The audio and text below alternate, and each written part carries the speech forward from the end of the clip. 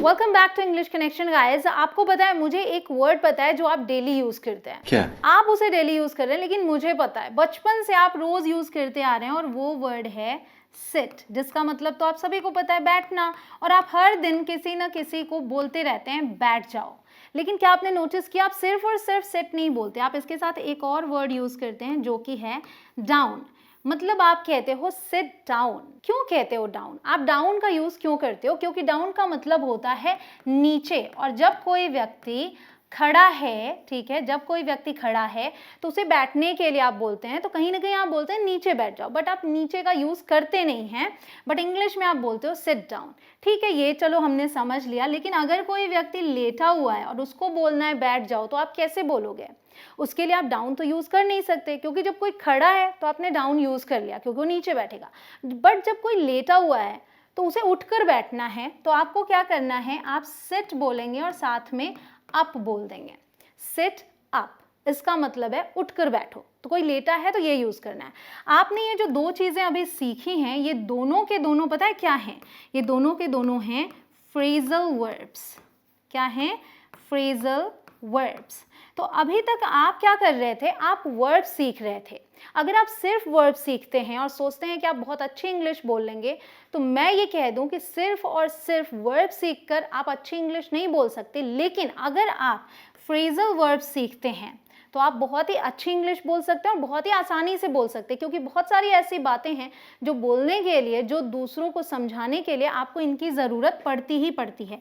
जैसे कि अगर आप किसी को बोलते हो खा लो, तो आप क्या बोलते हो? ईट। लेकिन अगर आपको बोलना है पूरा खा जाओ, उसके लिए सिर्फ और सिर्फ इसमें आपको अप जोड़ना है। सो ईट अप मतलब पूरा खा जाओ। द सेम वे, जब आप किसी को बोलते हैं पी लो, तो आप बोलते हैं ड्रिंक। लेकिन अगर आप अप बोल देते हैं साथ में, ड्रिंक अप, इसका मतलब है पूरा पी जाओ। तो बच्चों से तो आप यही बोलते हैं। तो अब से अगर आपने ईट अप या ड्रिंक अप बोला, तो ये अपने आप में कंप्लीट सेंटेंसेस भी हो गए, और साथ ही साथ आपने बहुत कुछ नया सीखा इसमें। तो गाइस, अगर आप फ्रेजल वर्ब सीखते हो, अभी तो आपने 4 ही सीखे हैं, उन 50 फ्रेजल वर्ब्स का क्या, जो अभी आप इस वीडियो में सीखने वाले हैं, उसके लिए आपको वीडियो में एंड तक बने रहना होगा। बहुत ही इंटरेस्टिंग वीडियो है गाइस। जल्दी से करते हैं शुरुआत। My name is Kanchan, you are watching me on English connection. Let's begin. तो हमारा पहला फ्रेजल वर्ब है वेक अप। आप ध्यान दिए, सभी फ्रेजल वर्ब्स ऐसे हैं जो आप डेली यूज करते हैं, जो कॉमनली यूज होते हैं, मतलब बहुत ही काम के हैं। वेक अप यूज करते हैं हम जागने के लिए, टू स्टॉप स्लीपिंग और to become conscious. She wakes up early in the morning, वह सुबह जल्दी उठती है। तो ये एक ऐसा फ्रेजल वर्ब है जो आप डेली यूज करें घर पे डेली। फिर है लुक अप, इसका मतलब होता है खोजना। ये लुक अप आप कब यूज करते? देखिए, to search for information in a book और ऑन द इंटरनेट। जैसे आप डिक्शनरी में कोई वर्ड ढूंढें, तो इनके लिए आप लुक अप का यूज करते हैं। I looked up the meaning of the word in the dictionary. तो देखिए, मैंने शब्द का अर्थ शब्द कोश में खोजा। डिक्शनरी में ढूंढने के लिए हमने लुक अप का यूज किया।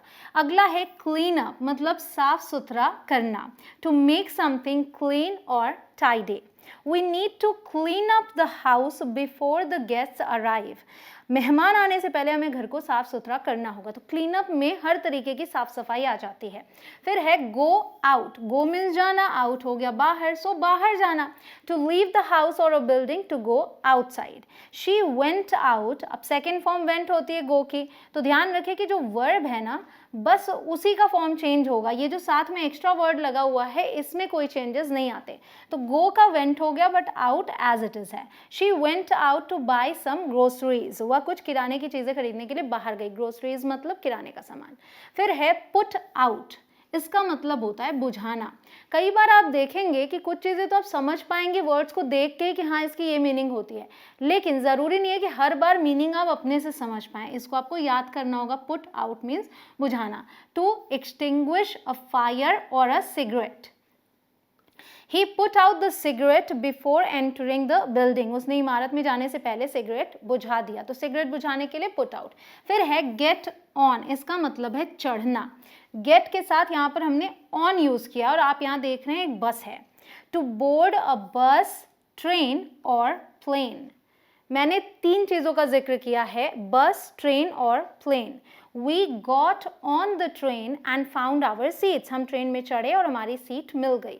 यहाँ हमने get on यूज़ किया. अब है हमारे पास get in, और इसका भी मतलब होता है में सवार होना. मतलब हम व्हीकल की बात कर रहे हैं, but to enter a car or a taxi.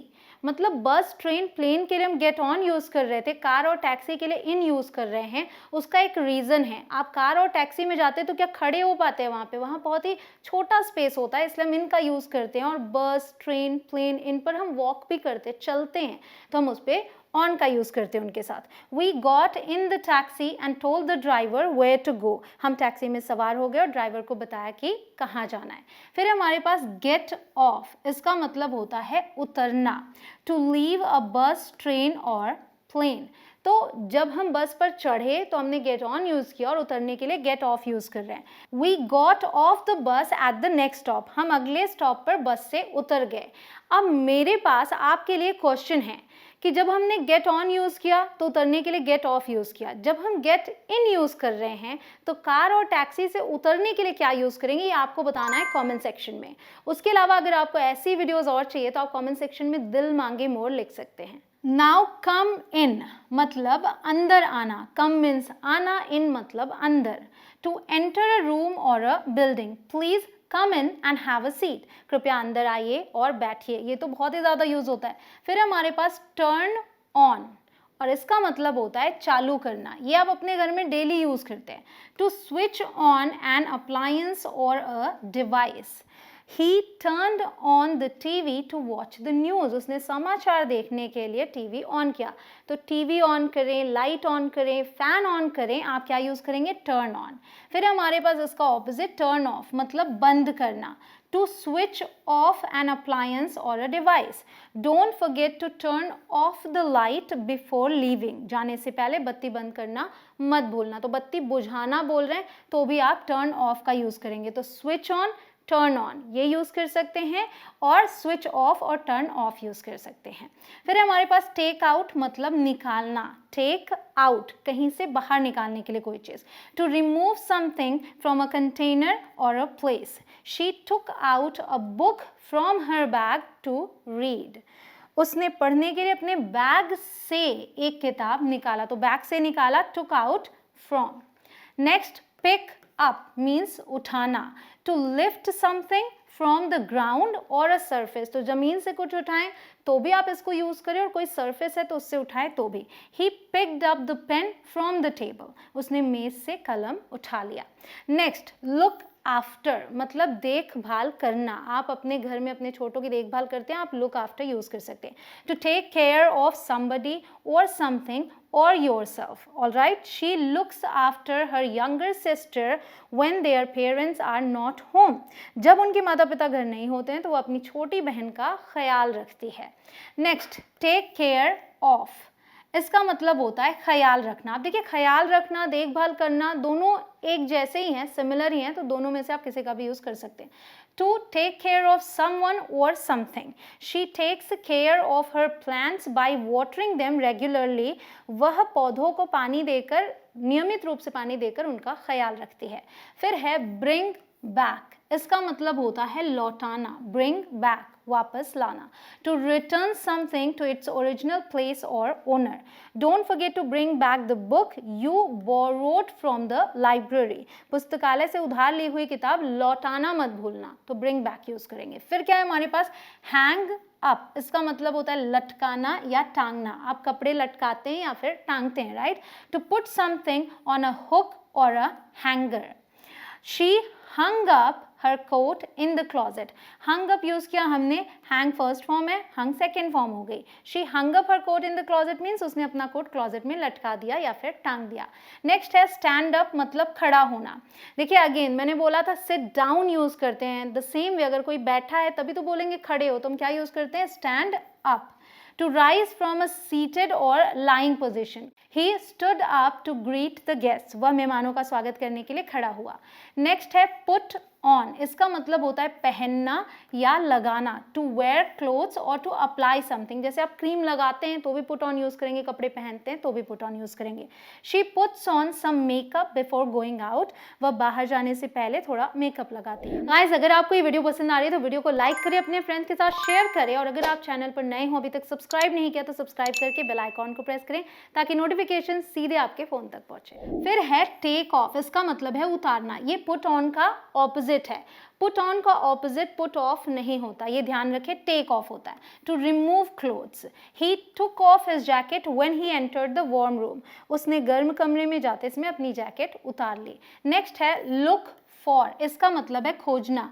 मैंने आपको बताया कि लुक अप का भी मतलब खोजना है, लेकिन जब हम कोई इन्फॉर्मेशन ढूंढते हैं किसी किताब में, डिक्शनरी में या फिर इंटरनेट पे, और यहाँ जब हम लुक फॉर यूज कर रहे हैं इसका मतलब है टू सर्च फॉर समथिंग और someone. I am looking for my phone, मतलब फोन खो गया है, मैं ढूंढ रही हूँ, तो मैं बोल रही हूँ I am looking for my phone, मैं अपना फोन खोज रहा हूँ या ढूंढ रहा हूँ। फिर क्या है गिव अप, इसका मतलब होता है छोड़ देना, जैसे क्विट कर देते हैं आप, give up. To stop doing something और to surrender, he gave up smoking for his health, उसने अपनी सेहत के लिए धूम्रपान छोड़ दिया। नेक्स्ट है पुट ऑफ, इसका मतलब है टालना, टू पोस्टपोन और टू डिले समथिंग, ठीक है, जब आप कोई चीज़ टाल दें। We had to put off our trip due to bad weather, खराब मौसम के कारण हमें अपनी यात्रा टालनी पड़ी, टालने के लिए यूज़ करते हैं। फिर है कॉल ऑफ, इसका मतलब होता है रद्द करना, to cancel. They called off the concert due to bad weather, बुरे मौसम के कारण उन्होंने संगीत कार्यक्रम को रद्द कर दिया, मतलब कैंसिल कर दिया। अगर आप और भी फ्रेजल वर्ब सीखना चाहते हैं तो मैंने और भी बहुत सारे वीडियोस बनाए हैं फ्रेजल वर्ब्स पे, देखिए आप देख सकते हैं।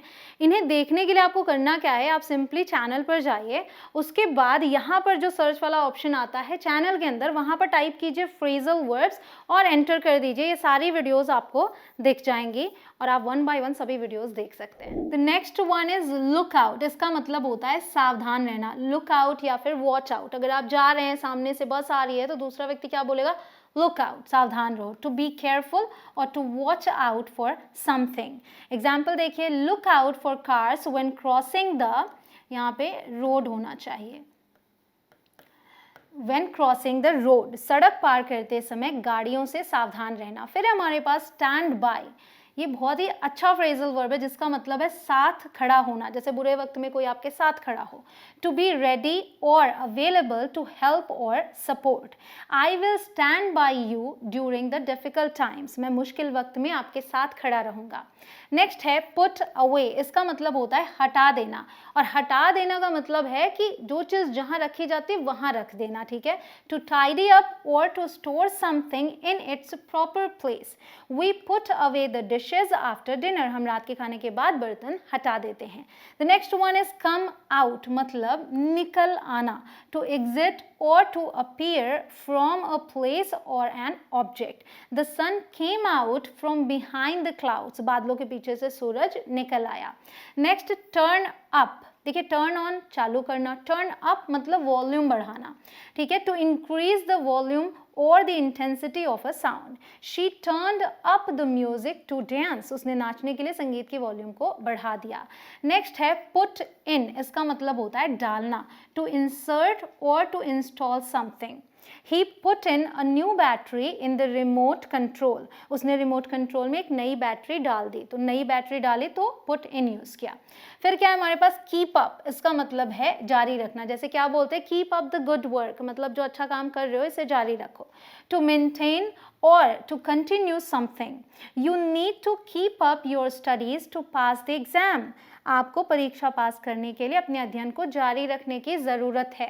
फिर क्या है हमारे पास हैंग आउट, अब यहाँ ये हैंग लटकाने या टांगने के लिए यूज़ नहीं हुआ है, इसका मतलब होता है साथ में वक्त बिताना, to spend time in relaxed manner with friends, जिसमें आप प्रेशर नहीं लेते, मस्ती करते हुए टाइम बिताते हैं मोस्टली अपने फ्रेंड्स के साथ। They often hang out at the coffee shop after work, वे काम के बाद कॉफ़ी शॉप में अक्सर वक्त बिताते हैं। The next one is figure out, मतलब समझना, टू अंडरस्टैंड और टू सॉल्व अ प्रॉब्लम और a mystery. I need to figure out how to fix my car, मुझे अपनी कार को कैसे ठीक करना है उसे समझना होगा। फिर क्या है हमारे पास गो बैक, मतलब वापस चले जाना, to return to a previous place. He went back to his hometown after retirement. सेवानिवृत्ति के बाद वे अपने गृहनगर वापस चले गए. फिर क्या है हमारे पास look forward to. इसका मतलब है उत्सुकता से इंतजार करना. आप किसी चीज का इंतजार जब उत्सुकता से करें तो look forward to का यूज करते हैं. To be excited or to anticipate something in the future. I'm looking forward to the weekend. मैं सप्ताहांत का इंतजार कर रहा हूँ, मतलब उत्सुकता से कर रहा हूँ. फिर क्या है हमारे पास ब्रेक डाउन. इसका मतलब होता है खराब हो जाना. अच्छा, एक चीज और आपको बतानी थी, जैसे ब्रेक डाउन है, इसके और भी मतलब हो सकते हैं. ठीक है, जैसे मैं कोई सेंटेंस है, लंबा सेंटेंस है, तो आई ब्रेक दैट डाउन, उसको मैं छोटे छोटे पार्ट्स में आपको समझाऊं. बट यहाँ मैं कह रही हूँ इसका मतलब है खराब हो जाना. तो एक फ्रेजल वर्ब के कई सारे मतलब हो सकते हैं. ठीक है, टू स्टॉप वर्किंग और टू फेल. जैसे कार खराब हो गई तो आप ये यूज कर सकते हैं. His car broke down on the way to the airport. उसकी कार हवाई अड्डे के रास्ते में खराब हो गई. ब्रोक यूज किया क्योंकि इसकी सेकेंड फॉर्म है. फिर क्या है गो थ्रू. इसका मतलब होता है झेलना. To experience or to endure a difficult time or situation. She has gone through a lot in order to achieve what she has. उसके पास जो कुछ भी है उसे हासिल करने के लिए वह बहुत कुछ झेल चुकी है. She has gone through a lot. फिर क्या है run out of. ये तो आपके घर में डेली यूज हो सकता है, खत्म हो जाना. कुछ ना कुछ खत्म होता ही रहता है, स्पेशली किचन में. To have no more of something. We ran out of milk this morning. हमारे पास आज सुबह दूध खत्म हो गया.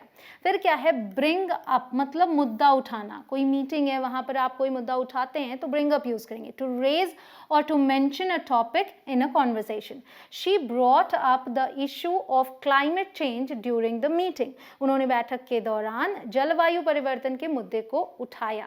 ठीक है, बात को चल रही है तो उन्होंने उस टॉपिक को रखा. फिर क्या है पास आउट. इसका मतलब होता है बेहोश हो जाना. टू फेंट और to lose consciousness. She passed out from exhaustion after running a marathon.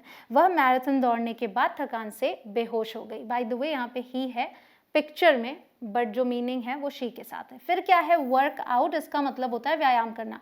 आप एक्सरसाइज जानते हैं, बट उसके लिए अगर आप फ्रेजल वर्ब यूज करें उसके जगह पे तो वर्क आउट यूज करेंगे, to exercise. He works out at the gym every day. वह हर दिन जिम में व्यायाम करता है. फिर हमारे पास चेक आउट. बिल का भुगतान करके होटल छोड़ देना. जब आप होटल में जाते रहने के लिए तो आप चेक इन करते हैं. जब आप बिल वगैरह दे के सब कुछ करके बाहर निकलते हैं तो आप चेक आउट करते हैं. To pay the bill and leave a hotel. We checked out of the hotel at noon. हम दोपहर में होटल से निकल गए. फिर हमारे पास गो ऑन. इसका मतलब होता है जारी रखना, टू कंटिन्यू. क्या यूज करेंगे go on. The meeting went on for 3 hours. बैठक 3 घंटे तक चली, मतलब कंटिन्यू रही. went यूज किया सेकेंड फॉर्म. फिर है hold on. इसका मतलब होता है रुकना. to wait और to pause for a moment. तो अगर आपको किसी को रोकना है, रुको या इंतजार करो, तो आप बोलते हो hold on. All right. Please hold on for a few minutes while I finish this call. तो अगर आप फोन पर बात कर रहे हैं तो ये आप बोल सकते हैं कृपया जब तक मैं इस कॉल को समाप्त करता हूँ कुछ मिनट इंतजार करें. Please hold on. फिर हमारे पास ब्रेकअप, मतलब अलग हो जाना. To end a relationship. They broke up after being together for 5 years. वे 5 साल एक साथ रहने के बाद अलग हो गए. फिर हमारे पास सेटअप. इसका मतलब है आयोजन करना. टू स्टैब्लिश और टू अरेंज समथिंग. ठीक है, आप कोई मीटिंग सेटअप कर सकते हैं. We set up a meeting with the client to discuss the project. हमने परियोजना पर चर्चा करने के लिए ग्राहक के साथ एक बैठक का आयोजन किया. फिर हमारे पास कट डाउन, बहुत ही इंपॉर्टेंट है. इसका मतलब होता है कम करना. To reduce the amount of something. जैसे आप चीनी ज़्यादा ले रहे हैं, शुगर ज़्यादा ले रहे हैं, तो उसे कम करें तो भी आप इसे यूज़ कर सकते हैं. We need to cut down on our expenses this month. इस महीने हमें अपने खर्चों को कम करने की आवश्यकता है. So cut down on something हम यूज करते हैं. फिर हमारे पास होल्ड बैक. इसका मतलब होता है रोके रखना. To restrain or to not reveal something. She held back her tears and tried to stay strong. उसने अपने आंसू रोके रखे और मजबूत रहने का प्रयास किया. मतलब आंसू आ रहे थे, रोना आ रहा था, बट रोक के रखा. So she held back her tears. फिर है break in. तो ब्रेक मीन्स होता है तोड़ना, ब्रेक इन का मतलब होता है सेंध लगाना, जब आप चुपके से चोरी की नीयत से किसी के घर में घुसते हैं तो। टू एंटर अ बिल्डिंग और अ room forcefully, someone broke in and stall all the valuable items from the house, किसी ने घर में घुसकर घर से सभी मूल्यवान वस्तुओं को चुरा लिया। फिर हमारे पास कम अक्रॉस, इसका मतलब होता है संयोग से मिलना। टू मीट और find somebody or something by chance. I came across an old friend in the park yesterday. मुझे कल पार्क में एक पुराना दोस्त मिल गया। फिर हमारे पास stand out मतलब हट के लगना। To be noticeable or to be different from others. जैसे भीड़ में कोई बहुत अच्छे से ड्रेसअप होके आता है तो वो अलग ही दिखता है, तो उस सेंस में हम स्टैंड आउट यूज़ करते हैं। Her red dress stood out in the crowd, भीड़ में उसकी लाल पोशाक सबसे हटके लग रही थी। आई होप आपको सभी फ्रेजल वर्ब्स बहुत ज़्यादा पसंद आए हों। जो आपको सबसे ज़्यादा अच्छा लगे वो आप कमेंट सेक्शन में लिख सकते हैं, या फिर जो आप यूज़ करने वाले हैं वो आप कमेंट सेक्शन में लिख सकते हैं। ओवरऑल कहना ये चाह रही हूँ कि आप कमेंट सेक्शन के थ्रू मुझसे बात कर सकते हैं। गाइस, आप करते रहें प्रैक्टिस, मैं मिलती हूँ आपसे अगले वीडियो में। जय हिंद।